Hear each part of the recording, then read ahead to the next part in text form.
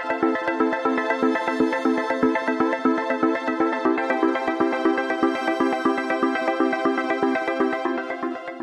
Everyone, welcome to study tube. इस video में हम लोग करने जा रहे हैं 50 प्रश्नों को करने जा रहे हैं चैप्टर पेशी और कंकाल तंत्र से।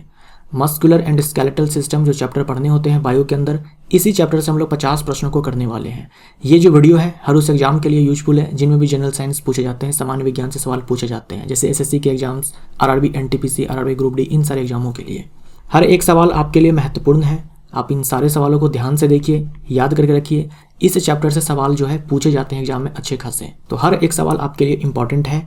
और सारे के सारे जो सवाल हैं वो है वन लाइनर के फॉर्म में ये सारे के सारे सवाल मिलेंगे आपको। लेकिन अगर आप चाहते हो इसी चैप्टर को, पेशी और कंकाल तंत्र को देखना एमसीक्यू के फॉर्म में, साथ में थ्योरी, साथ में डिटेल एक्सप्लेनेशन, तो आप एनसीईआरटी प्लेलिस्ट के अंदर, इसी चैनल के प्लेलिस्ट के अंदर जाओ।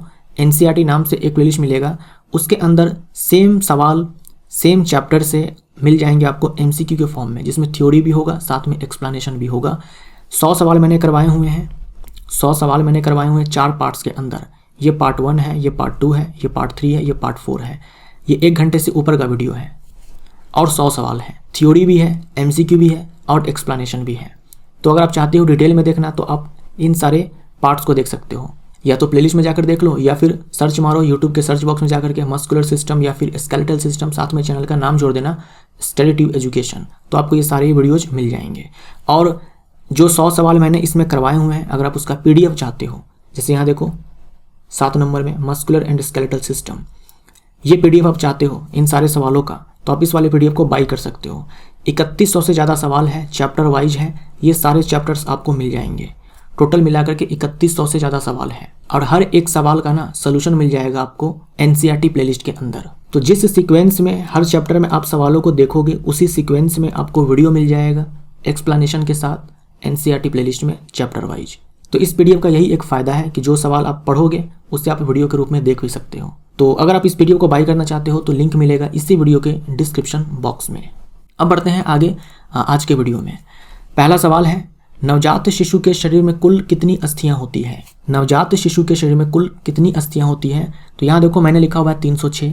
हो सकता है आपके एग्जाम में बोर्ड वाले सही आंसर माने 300 को, हो सकता है 304 को माने, क्योंकि इस सवाल को लेकर के ना अलग अलग किताबों में अलग अलग संख्या दी होती है, कहीं 300 तो कहीं 304, कहीं 306। तो बोर्ड वाले भी किसको सही आंसर मानते हैं ये टोटली डिपेंड करता है बोर्ड वाले के ऊपर, क्योंकि अलग अलग एग्जाम में मैंने देखा है अलग अलग आंसर। कहीं पर तो मैंने 310 भी देखा हुआ है, किसी एग्जाम में आई थिंक मैंने देखा हुआ है कि 310 उन्होंने आंसर दिया हुआ है। लेकिन आप 306 और 300 ये याद रखो, ज़्यादातर मैंने एग्जाम में देखा है कि बोर्ड की तरफ से माना गया है 300 या फिर 306। तो कम से कम आप ये 2 नंबर से ध्यान में रखो नवजात शिशु के शरीर में कुल अस्थियों की संख्या के लिए। लेकिन वयस्क मनुष्य के शरीर में कुल कितनी अस्थियां होती है, इसको लेकर के आपको 206 आंसर टिक करना है, यही हमारा सही आंसर होता है। अस्थि में उपस्थित मुख्य प्रोटीन कौन सा है? यह है कोलेजन प्रोटीन। अस्थि में उपस्थित मुख्य अकार्बनिक पदार्थ क्या है, यानी इनऑर्गेनिक मैटर क्या है, इनऑर्गेनिक सब्सटेंस क्या है बोन में? ये कैल्शियम फॉस्फेट। इसका रासायनिक सूत्र भी आपके लिए बहुत ज़्यादा महत्वपूर्ण है, Ca3PO4 का होल ट्वाइस, ये रासायनिक सूत्र है कैल्शियम फॉस्फेट का। अस्थियों के सामान्य वृद्धि के लिए कौन सा विटामिन आवश्यक होता है? हमारे हड्डियों के लिए विटामिन डी बहुत ही ज़्यादा आवश्यक है। किस प्रकार के अस्थि में मज्जा गुहा यानी कि मैरो कैविटी पाई जाती है? तो देखो जो लंबी अस्थि होती है इनमें 2 तरह की अस्थियां होती है। एक को बोलते हैं मुलायम अस्थि यानी कि स्पॉन्जी बोन, और एक दूसरा होता है जिसे हम बोलते हैं डेंस बोन या फिर कॉम्पैक्ट बोन, हिंदी में बोलते हैं कठोर अस्थि। ये जो आप पार्ट देख रहे हो, ये यहाँ से लेकर के यहाँ तक, यह है कठोर अस्थि, और ये जो है जो आपको खुरदरा सा दिख रहा है यहाँ पर, यह है मुलायम अस्थि। तो ये जो कठोर अस्थि है ना, इसी में होता है मैरो कैविटी। इस मैरो कैविटी में आपको मिल जाएगा क्या? पीला अस्थि मज्जा। ठीक है, तो लंबी अस्थि के मज्जा गुहा में क्या उपस्थित होता है? तो पीला अस्थि मज्जा कहाँ मिलेगा? मैरो कैविटी में। मैरो कैविटी कहाँ मिलेगा? लंबी अस्थि के कठोर भाग में, यानी कि कॉम्पैक्ट बोन में, या फिर बोल दो डेंस बोन में, या फिर कठोर भाग में। और जो मुलायम अस्थि है यहाँ पर, ये जो मुलायम अस्थि है, ये वाला जो पार्ट है, यहाँ पे क्या होगा? यहाँ पे होगा रेड बोन मैरो, लाल अस्थि मज्जा। देखो इस वाले पार्ट में कठोर वाले भाग में है पीला अस्थि मज्जा, जबकि मुलायम वाले भाग में क्या है, लाल अस्थि मज्जा। लाल अस्थि मज्जा का काम होता है आरबीसी का निर्माण करना, आरबीसी को बनाना। तो लाल अस्थि मज्जा किस में पाया जाएगा, मुलायम अस्थि में। पीला अस्थि मज्जा किस में मिलेगा, कठोर अस्थि में। कठोर अस्थि में जो मैरो कैविटी होता है उसमें पीला अस्थि मज्जा का काम होता है फैट को स्टोर करना, वसा को संचित करना। लाल अस्थि मज्जा का काम होता है आरबीसी का निर्माण करना। बच्चों में विटामिन डी की कमी से कौन सा रोग होता है, बच्चों में विटामिन डी की कमी से रिकेट्स होता है। वयस्कों में विटामिन डी की कमी से कौन सा रोग होता है, वयस्कों में होता है ऑस्टियोमलेशिया। ऑस्टियोमाइलाइटिस किसके संक्रमण से होता है, ऑस्टियोमाइलाइटिस जो संक्रमण है ये जीवाणु के कारण भी हो सकता है और कवक के कारण भी हो सकता है। बैक्टीरिया और फंगस दोनों के कारण ही हो सकते हैं, लेकिन कवक के कारण रेयर ही होता है ये संक्रमण, ज़्यादातर जो है ये जीवाणु के कारण होता है। बैक्टीरिया का नाम है स्टैफिलोकोकस। स्टैफिलोकोकस नामक जो जीवाणु है ना उसके कारण ये ऑस्टियोमाइलाइटिस रोग होता है। कवक के कारण भी हो सकता है बट रेयरली। मानव शरीर की सबसे लंबी अस्थि कौन है, लॉन्गेस्ट बोन कौन है ह्यूमन बॉडी के अंदर, ये है फीमर। फीमर यानी कि जांघ की अस्थि। यहाँ पर आप देख सकते हो ये है जांघ की अस्थि, जांघ की अस्थि। मानव शरीर की सबसे छोटी अस्थि कौन सी है, सबसे लंबी है जांघ की अस्थि फीमर, सबसे छोटी स्टेपीज या इसी को स्टिरप बोलते हैं, हिंदी में वलियक बोलते हैं। ये जो अस्थि है ये हमारे कान की अस्थि है, जो मध्य कर्ण है ना वहाँ ये अस्थि उपस्थित है। अस्थि को अस्थि से जोड़ने वाला संयोजी ऊतक कौन सा है, यह है लिगामेंट। पेशी को अस्थि से जोड़ने वाला संयोजी ऊतक कौन सा है, यह है टेंडन। यहाँ देख सकते हो ये है पेशी, ये है बोन और इसको आपस में कनेक्ट करने वाला है टेंडन जो कि संयोजी ऊतक है। फिर से देखो यहाँ पर ये है बोन, ये है बोन और इसको आपस में कनेक्ट करने वाला जो अस्थि है वो है, जो संयोजी ऊतक है वो है लिगामेंट। कौन सी अस्थि घुटने के संधि को सुरक्षा प्रदान करती है, कौन सी अस्थि घुटने की संधि यानी कि नी जॉइंट को प्रोटेक्ट करती है, यह है पटेला। पटेला को ही नी कैप कहा जाता है। यहाँ पर आप फिर से देखो ये है पेशी, यह है बोन और इसको आपस में कनेक्ट कौन करेगा, टेंडन, संयोजी ऊतक टेंडन। यहाँ पर आप देखो टेंडन में ही पटेला का निर्माण हुआ है, टेंडन में ही पटेला का निर्माण हुआ है। तो इस तरह की बोन को हम लोग बोलते हैं सिस्मॉइड बोन, सिस्मॉइड अस्थि। जब टेंडन में ही अस्थि का निर्माण हो जाए तो ऐसे बोन को हम लोग सिस्मॉइड बोन बोलते हैं। तो कभी पूछ दे कि हमारे बॉडी के अंदर सबसे बड़ी सिस्मॉइड अस्थि कौन सी है, तो आंसर आपका पटेला होगा। मानव शरीर की सबसे बड़ी सिस्मॉइड अस्थि कौन सी है, यह है पटेला। महारंध्र द्वारक फोरामेन मैग्नम कहाँ पाया जाता है, यह मिलेगा क्रेनियम में, यह मिलेगा क्रेनियम में। देखिए क्रेनियम में आपने पढ़े हैं कि 8 अस्थियां होती है, क्रेनियम में 8 अस्थियां होती है। इस 8 अस्थि में एक का नाम होता है ऑसिपिटल, ऑसिपिटल बोन यानी कि ऑसिपिटल अस्थि। इसी ऑसिपिटल बोन का ये पार्ट होता है फोरामेन मैग्नम। यहाँ पर होता क्या है, यहाँ पर जो ब्रेन है, ब्रेन का जो मेडुला है ना ये कनेक्ट होता है स्पाइनल कॉर्ड से। तो ब्रेन का मेडुला स्पाइनल कॉर्ड से कनेक्ट होता है कौन से पार्ट में, फोरामेन मैग्नम में। किसका ये पार्ट है, ऑसिपिटल बोन का, जो कि क्रेनियम का एक बोन है। अक्षीय कंकाल में कुल कितनी अस्थियां पाई जाती है, अक्षीय कंकाल को हम लोग बोलते हैं एक्सियल स्केलेटन। एक्सियल स्केलेटन जो 206 हड्डियां होती है उसमें से 80 हड्डियां जो है अक्षीय कंकाल बनाती है। अक्षीय कंकाल के अंदर देखो क्या सब आते हैं, एक तो खोपड़ी है जिसके अंदर 29 हड्डियां हैं। अब देखो कुछ किताबों में खोपड़ी में 22 हड्डियां दी होती है, कुछ किताबों में 29 हड्डियां दी होती है, लेकिन ज़्यादातर एग्जाम में मैंने देखा हुआ है कि 22 हड्डियों को ही सही माना जाता है खोपड़ी में। बट मैं एकदम श्योरिटी के साथ नहीं बोल सकता कि 22 ही आंसर बोर्ड वाले सही मानेंगे, 29 भी मान सकते हैं, क्योंकि अलग अलग किताब में जो है अलग अलग बातें लिखी हुई है, किसी में 22 तो किसी में 29। जो केवल 22 अस्थियों को गिनते हैं ना उनमें वो जो क्रेनियम है उसमें 8 हड्डी और जो चेहरा है उसमें 14 हड्डी, बस इन दोनों को शामिल करते हैं। बट कुछ किताबों में इस 22 के साथ कान में जो 6 हड्डियाँ हैं और गर्दन में जो हायोड बोन है इसको भी शामिल कर लेते हैं और बोलते हैं कि ये सारे जो है 29 हड्डियां हैं खोपड़ी के अंदर। तो 22 भी सही हो सकता है और 29 भी सही हो सकता है, डिपेंड करता है बोर्ड वाले क्या आंसर मानते हैं। बट जहां तक मैंने देखा हुआ है सही आंसर मानते हुए वो 22 को देखा है, तो आप 22 को टिक मार सकते हो। उसके बाद कशेरुकी दंड जिसे हम लोग बैक बोन बोलते हैं, बैक बोन में 26 हड्डियां होती है, बैक बोन में 26 हड्डियां होती है। हर एक हड्डी को हम लोग वर्टेब्रा बोलते हैं।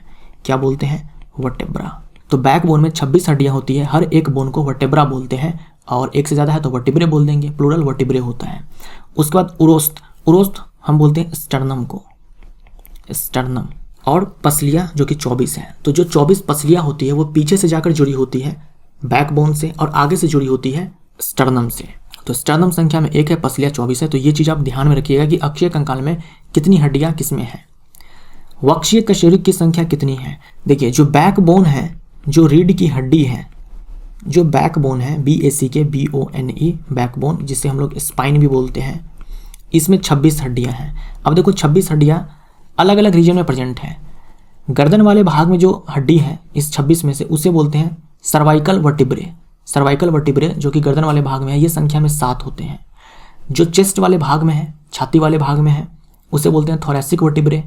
थोरैसिक वर्टिब्रे जो संख्या में 12 है। तो यही आपसे पूछा गया था कि वक्षीय कशेरुक यानी कि थोरैसिक वर्टिब्रे की संख्या कितनी है, तो 12 है। उसके बाद देखो जो अमाशय वाले भाग में है उसे बोलते हैं लंबर वर्टिब्रे, जो कि संख्या में 5 है। उसके बाद पेल्विक वाले पार्ट में जो है उसे बोलते हैं सैक्रम। तो यहाँ पर जो है एक अस्थि है, लेकिन ये एक अस्थि जो है 5 अस्थियों से फ्यूज होकर के बनती है। उसके बाद कॉकैक्स, जिसे टेल बोन भी कहा जाता है, ये 4 अस्थियों के फ्यूज होने से बनती है। संख्या में हम इसे एक ही काउंट करेंगे। तो यहाँ पर देखो कशेरुकी सूत्र जो फॉर्मूला होता है ये होता है C7 यानी कि सर्वाइकल रीजन में 7 वर्टिब्रे, थोरेसिक वाले में 12, लंबर में 5, और देखो S के बाद जो है ब्रैकेट में मैंने 5 लिखा हुआ है, मतलब सैक्रम संख्या में एक ही है लेकिन 5 अस्थियों के फ्यूज होने से बनी होती है। कॉकैक्स संख्या में एक ही है लेकिन 4 अस्थियों के फ्यूज होने से बनी है। यहाँ पर आप देख भी सकते हो कि S1, S2, S3, S4, S5 ये सारे फ्यूज होते हैं और एक सैक्रम बनेगा। ऐसे ही यहाँ पर कॉकैक्स जो है हम एक काउंट करते हैं, बट ये 4 हड्डियों के फ्यूजन से बनी होती है। शोनी मेखला की प्रत्येक अस्थियां किन 3 अस्थियों के संलयन से बनी होती है? शोनी मेखला को हम लोग बोलते हैं पेल्विक गर्डल। Pelvic girdle. अब देखिए पेल्विक गर्डल संख्या में होती कितनी है? 2 होती है। ध्यान से सुनिए, पेल्विक गर्डल संख्या में 2 होती है। यहां पर आप देखो ये एक पेल्विक गर्डल है और ये दूसरी पेल्विक गर्डल है। ये जो येलो वाला पार्ट है ना, ये सैक्रम है, बैकबोन का हिस्सा है, और ये है कॉकैक्स, ये भी बैकबोन का हिस्सा है, टेल बोन जिसे बोलते हैं। तो 2 पेल्विक गर्डल्स हैं, 2 पेल्विक गर्डल्स हैं। हर एक पेल्विक गर्डल 3 हड्डियों के फ्यूजन से बनी होती है। ये एक हड्डी, ये एक दूसरी हड्डी होती है और ये एक तीसरी हड्डी होती है। 3 हड्डियों के फ्यूजन से, याद रखिएगा, फ्यूजन से, संलयन से, 3 हड्डियों के संलयन से एक पेल्विक गर्डल, एक शोनी मेखला का निर्माण होता है। ये 3 हड्डियों का नाम इंपॉर्टेंट है, इलियम, इस्कियम और प्यूबिस। इलियम, इस्कियम और प्यूबिस, ये 3 हड्डियां आपस में जुड़ती है तब जाकर के एक पेल्विक गर्डल का निर्माण होता है। मतलब हमारे बॉडी के अंदर क्या है, 2 इलियम है, 2 इस्कियम है, 2 प्यूबिस है, अलग अलग नहीं है, लेकिन ये सारे आपस में फ्यूज होते हैं। तो पेल्विक गर्डल संख्या में कितने हैं? तो 2 हैं। हर एक पेल्विक गर्डल का निर्माण 3 हड्डियों के फ्यूजन से होता है, और ये जो हड्डियां हैं वो है इलियम, इस्कियम और प्यूबिस। ऐसे आप ध्यान में रखिए। अब आ जाओ उपांगीय कंकाल। आपने देखा अक्षीय कंकाल, जिसमें हम लोगों ने 80 हड्डियों के बारे में देखा। ये उपांगीय कंकाल 206 में जो 126 हड्डियां आती हैं वो मिलकर के उपांगीय कंकाल बनाती है। कुल अस्थियों की संख्या कितनी है? तो 126 है। इनमें देखो कौन कौन से पार्ट्स आते हैं। इनमें 2 पार्ट्स हैं, girdle plus limbs. Girdles plus limbs. अब देखो गर्डल्स में एक तो हमने देखा पेल्विक गर्डल, एक तो हमने देखा पेल्विक गर्डल। शोनी मेखला जिसमें कि 2 अस्थियां हैं लेकिन हर एक 3 अस्थियों के फ्यूजन से बनी होती है। इसके बाद एक होता है अंश मेखला। अंश मेखला यहाँ पर देखो आप, ये है स्कैपुला और ये है क्लेविकल। ये है स्कैपुला और ये है क्लेविकल। तो एक स्कैपुला और एक क्लेविकल मिल करके बनाते हैं एक पेक्टोरल गर्डल, अंश मेखला। अंश मेखला को हम लोग बोलते हैं पेक्टोरल गर्डल। Pectoral girdle. ये भी संख्या में देखो 2 ही है, ये भी संख्या में 2 ही है, लेकिन हर एक में 2-2 हड्डियां आती हैं। फ्यूजन नहीं है, फ्यूज नहीं है। जैसे यहाँ पर संलयन है ना, यहाँ पर संलयन नहीं है, ये अलग अलग है। तो पेक्टोरल गर्डल भी संख्या में 2 है, लेकिन हर एक पेक्टोरल गर्डल हम बोलते हैं 2 हड्डियों को मिला करके, एक स्कैपुला और दूसरा कॉलर बोन या फिर क्लेविकल हम बोलते हैं। तो यहाँ पर फ्यूजन नहीं है, इसलिए हम लोग यहाँ पर 2 और यहाँ पर 2, टोटल 4 हड्डियां, टोटल 4 अस्थियां है पेक्टोरल गर्डल में, अंश मेखला में। उसके बाद लिम्स। लिम्स में देखो दोनों हाथ और दोनों पैर, दोनों हाथ मिला दो तो 60 हड्डी और दोनों पैर मिला दो तो 60 हड्डी। तो अग्रपाद यानी कि हाथ 60 हड्डियां दोनों हाथ मिला करके, और पश्चपाद यानी कि दोनों पैर मिला करके 60 हड्डियां। तो ये है पूरा अपेंडिकुलर स्केलेटन। ये दोनों ऊपर के गडल्स, ये गडल्स, ये लिम्ब और फिर ये हाइंड लिम्ब यानी कि दोनों पैर। संधियों में किसके जमाव के कारण गठिया रोग होता है? यूरिक अम्ल की क्रिस्टल के जमाव के कारण। पैर के अंगूठे से संबंधित मामले में गठिया को क्या कहा जाता है? पोडेग्रा कहा जाता है। अगर गठिया पैर के अंगूठे में है तो हम इसे एक नया नाम देंगे, पोडेग्रा।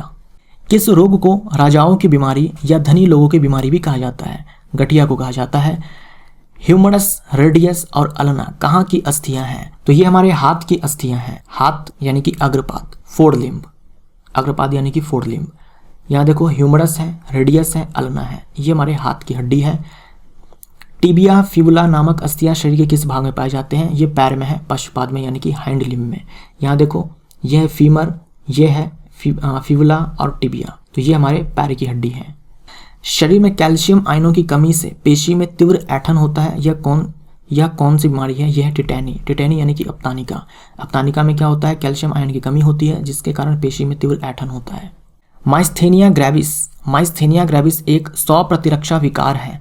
स्व प्रतिरक्षा विकार यानी कि auto immune disorder. Auto immune disorder का मतलब ये हुआ कि जो हमारा इम्यून सिस्टम होता है वही हमारे अगेंस्ट में चला जाता है, वही हमारे बॉडी पर अटैक कर देता है और हमें बीमारी कर देता है। तो माइस्थेनिया ग्रेविस ये एक ऑटो इम्यून डिसऑर्डर है, स्व प्रतिरक्षा विकार है। यह किससे प्रभावित करता है? तंत्रिका पेशी संधि को। तंत्रिका पेशी संधि को, जैसे यहाँ देखो ये है पेशी और ये है न्यूरॉन का पार्ट, एक्सॉन एंड। यहाँ पे बन रहा है जंक्शन पेशी और न्यूरॉन का, तो इसी को बोलते हैं न्यूरोमस्कुलर जंक्शन। यही अफेक्ट होता है, तंत्रिका पेशी संधि, न्यूरोमस्कुलर जंक्शन। संधि शोथ यानी कि आर्थराइटिस क्या है? आर्थराइटिस जोड़ों से संबंधित रोग है जिसमें अस्थियों के जोड़ों के स्थान पर सूजन आ जाती है, त्वचा लाल हो जाती है तथा जोड़ों में दर्द रहता है। अस्थि सुशीरता यानी कि ऑस्टियोपोरोसिस बढ़ती उम्र से संबंधित बीमारी है जिसमें हड्डियां कमजोर हो जाती है। यह किसकी कमी से होती है? यह अस्थि खनिज घनत्व जिसे बोलते हैं bone mineral density. Bone mineral density, bone में जो मिनरल है यानी कि कैल्शियम है, जो भी इनऑर्गेनिक मैटर पदार्थ हैं, इनमें सबसे ज़्यादा कैल्शियम, फास्फोरस यही होते हैं, तो इन सब की कमी हो जाती है। अब ऐसा क्यों होता है? तो हो सकता है एस्ट्रोजन हार्मोन की कमी हो जाए, हो सकता है कैल्शियम की कमी हो जाए, विटामिन डी की कमी हो जाए। इन सारे कारणों से ये अस्थि खनिज घनत्व जो है ये डिक्रीज कर सकता है और जिसके कारण ऑस्टियोपोरोसिस होना स्टार्ट हो जाएगा। कब महिलाओं में ऑस्टियोपोरोसिस की संभावना बढ़ जाती है? महिलाओं में कब ऑस्टियोपोरोसिस की संभावना बढ़ जाती है? तो मेनोपॉज के बाद। मेनोपॉज के बाद। मेनोपॉज क्या होता है? जब महिलाओं के अंदर मेंस्ट्रुअल साइकिल, मासिक चक्र स्टॉप कर जाता है, रुक जाता है, तो उस स्थिति को हम बोलते हैं मेनोपॉज। तो मेनोपॉज के बाद क्या होता है कि जो एस्ट्रोजन का लेवल है फीमेल के अंदर ये डाउन कर जाता है। यहाँ देखा ना आपने कि एस्ट्रोजन का लेवल अगर कम हो जाए, तो एस्ट्रोजन का लेवल जो है ये कम हो जाता है मेनोपॉज के बाद, काफ़ी कम हो जाता है और इसके कारण क्या है? ऑस्टियोपोरोसिस की संभावना बढ़ जाती है। आर्थोप्लास्टी से किसे ठीक किया जाता है? आर्थोप्लास्टी से जोड़ों में होने वाले विकार को ठीक किया जाता है, जॉइंट्स में होने वाले विकार को ठीक किया जाता है। जोड़ों से संबंधित अध्ययन को हम लोग बोलते हैं आर्थ्रोलॉजी। ये भी आप ध्यान में रखें, जोड़ों से संबंधित अध्ययन को आर्थ्रोलॉजी कहा जाता है। मानव की हथेली में कुल कितनी अस्थियां हैं? मानव की हथेली में कुल 5 अस्थियां हैं, इन्हें हम मेटाकार्पल्स बोलते हैं। देखो ये है कार्पल्स, कलाई की हड्डी, जो कि संख्या में 8 होती है। ये है 5 हथेली की हड्डी, इन्हें हम मेटाकार्पल्स बोलते हैं। और जो उंगलियों की हड्डी होती है ये सारे संख्या में 14 होते हैं, तो इसे हम फाइलेंजेज बोलते हैं। तो 8 कार्पल्स है, 5 मेटाकार्पल्स और 14 फाइलेंजेज। पेशी उत्तक कितने प्रकार के होते हैं? मस्कुलर टिश्यू कितने प्रकार के होते हैं? 3 प्रकार के होते हैं, बहुत ज़्यादा महत्वपूर्ण है। चिकनी पेशी, कंकाल पेशी और हृदय पेशी। एक्टिन और मायोसिन क्या है? एक्टिन और मायोसिन ये पेशियों में संकुचनशील प्रोटीन है। हमारी पेशियां संकुचित होती है, रिलैक्स होती है, जिसके कारण हम मूवमेंट कर पाते हैं, चल पाते हैं, क्योंकि इनमें एक्टिन और मायोसिन प्रोटीन उपस्थित होते हैं। अरेखित पेशी का उदाहरण है, देखो हमने देखा कि पेशी 3 प्रकार के होते हैं। चिकनी पेशी, यहाँ देखो आप, मैंने पिक्चर लगाया हुआ है, चिकनी पेशी, उसके बाद हृदय पेशी, उसके बाद कंकाल पेशी। इनमें आप देखो जो कंकाल पेशी है इनमें आपको लाइंस इस प्रकार से दिख रही है, इनकी कोशिकाओं में लाइंस।